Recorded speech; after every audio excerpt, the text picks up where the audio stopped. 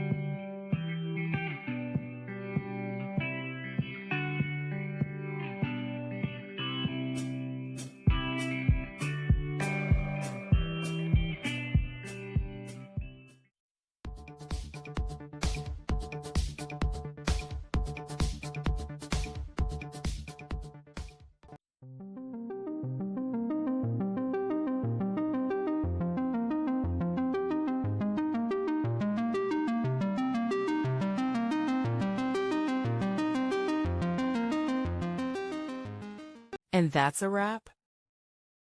I hope you found the answer you were looking for. If you did, take a second to hit that subscribe button. It really helps out.